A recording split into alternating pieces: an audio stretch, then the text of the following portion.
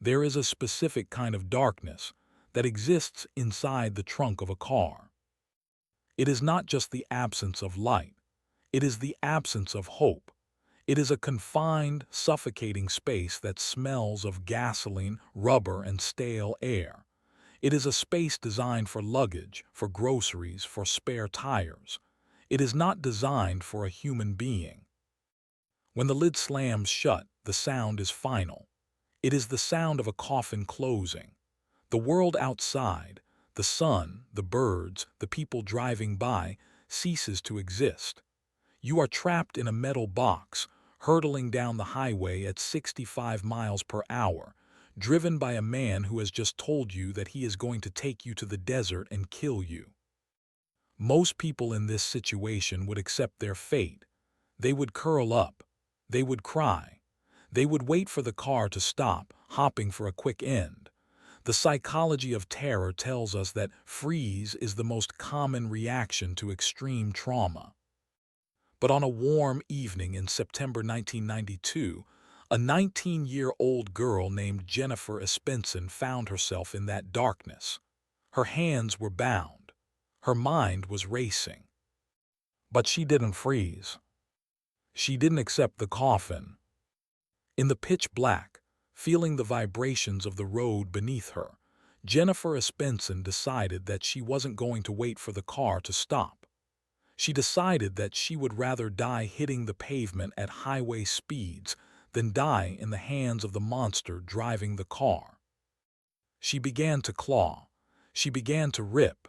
She tore at the lining of the trunk with bleeding fingers until she found the mechanism.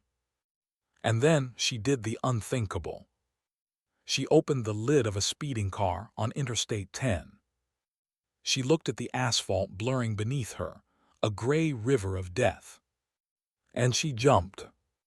This is the story of the only woman to ever escape the clutches of Andrew Urdiales, one of America's most sadistic serial killers. It is a story of split-second decisions, miraculous luck, and a will to live that was stronger than steel. If you want to know what it feels like to cheat death not once, but twice in a single night, please hit that subscribe ** button right now. You need to hear this story because Jennifer Asbenson didn't just survive. She became a warrior who hunted her hunter. To understand the nightmare, we have to start with the mundane. Jennifer Asbenson was a normal 19-year-old girl. She was living in Palm Springs, California. She worked with children with special needs. She was kind, trusting, and a little bit naive, as many of us are at that age.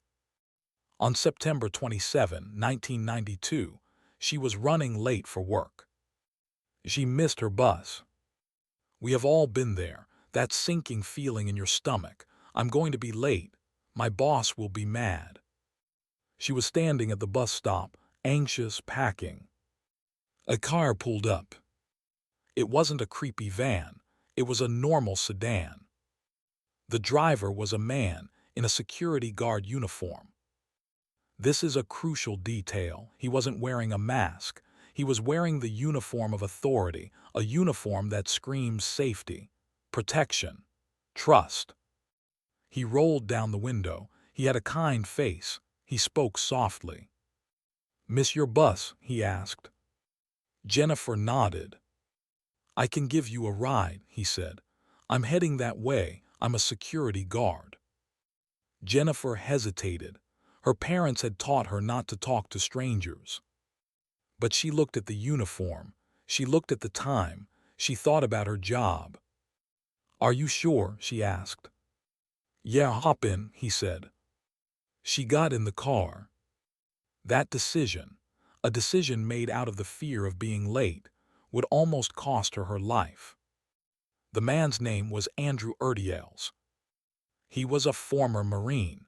He was a security guard. But hidden behind that badge was a monster who had already killed multiple women. He was a predator who hunted in the deserts of California and Illinois. Jennifer didn't know this. She just thought he was a nice guy helping her out. They drove for a while. He was polite. He asked her questions. But then the conversation took a turn. He stopped the car. He said he needed to check something in the trunk. He got out. When he came back to the driver's side, the nice security guard mask was gone. He had a rope, he had a gun. He looked at Jennifer and said, "Do exactly what I say, or I will blow your brains out." He grabbed her. He bound her hands behind her back. He forced her into the back seat. He started driving again. But this time he wasn't driving towards her work. He was driving towards the Coachella Valley Desert, a place of isolation, a place where screams disappear into the heat. Jennifer was terrified. She was begging him, "Please just take my money, just let me go." Urdiales ignored her. He was calm. He was in work mode. He pulled over in a secluded area, a dark, sandy stretch of nothingness. He dragged her out of the car. He assaulted her. I won't go into the graphic details, but it was a brutal, dehumanizing attack. He told her he was going to kill her. He told her she was never going home. But Urdiales made a mistake. He didn't kill her right there. Maybe he wanted to take her somewhere else. Maybe he wanted to savor the control. He decided to put her in the trunk. He dragged her to the back of the car. "Get in," he ordered. Jennifer looked at the trunk. She knew that if she got in there, it was over. But he had the gun. She climbed in. He slammed the lid. Click. The darkness was absolute. The car started moving again. Jennifer lay curled up in the trunk. Her hands were tied. She was bruised, battered, and terrified. She could feel the vibrations of the road. She could hear the tires humming against the pavement. She knew he was driving fast. They were on the highway now. She thought about her family. She thought about her life. And then a surge of adrenaline hit her. "No, I am not going to die in a box." She started to move. She managed to slip her hands out of the bindings. He hadn't tied them tight enough. Her hands were free. Now what? She felt around the darkness. She felt the carpet lining of the trunk. She started to tear at it. She ripped the fabric away from the metal. She was looking for wires. She was looking for a latch. She was looking for anything. Her fingers found a bundle of wires. She pulled them. Nothing happened. She kept feeling. Her hand brushed against a metal cable, the release mechanism. In modern cars, there is a glow-in-the-dark handle. In 1992, there was nothing. You had to know the mechanics of a car. Jennifer didn't know mechanics, but she had instinct. She pulled the cable. Plop! The trunk lid flew open. Suddenly, the darkness was replaced by blinding lights. The wind roared into the trunk like a hurricane. She looked out. The ground was rushing by at 65 miles per hour. Cars were whizzing past. She was on Interstate 10. Andrew Urdiales in the driver's seat noticed the wind noise. He noticed the drag. He looked in his rearview mirror. He saw the trunk lid open. He saw Jennifer's head popping out. He slammed on the brakes. He tried to swerve to throw her off balance. He shouted, trying to scare her back in. Jennifer knew she had seconds. If he stopped the car, he would come back there with the gun, and he would finish the job. She had to jump while the car was moving. The physics of this are terrifying. If you jump from a moving car, you hit the asphalt like a rag doll. You break bones. You scrape off skin. You can die from the impact alone. Jennifer didn't calculate the physics. She calculated the alternative. Asphalt equals pain. Trunk equals death. She pushed herself up. She threw her body over the edge. She hit the road. She tumbled. She rolled. The pavement tore at her skin. She was battered, bruised, and bleeding. But she was out. She scrambled to her feet on the side of the highway.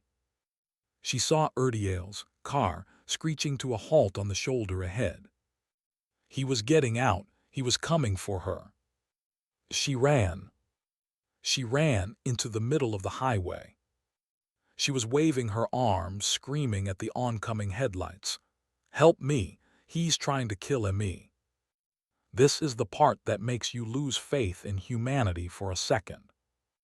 Cars swerved around her. Trucks honked. People saw a bloody, hysterical woman running on the freeway, and they kept driving. They didn't want to get involved. Urdiales was running towards her. He was holding a machete now. It was a horror movie chase scene in real life. Jennifer saw a truck coming, a semi-truck. She didn't just wave. She stood in front of it. She forced it to stop. The driver slammed on the brakes. Jennifer ran to the passenger door. She ripped it open. She climbed in. "Drive," she screamed.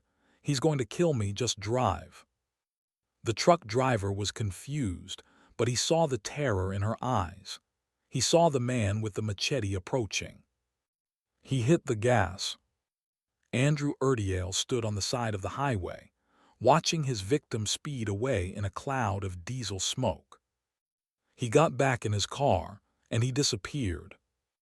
Jennifer Asbenson was safe. But the trauma was just beginning. She went to the police. She told them everything. He was a security guard. He drove a sedan. He had a gun. She gave them a description.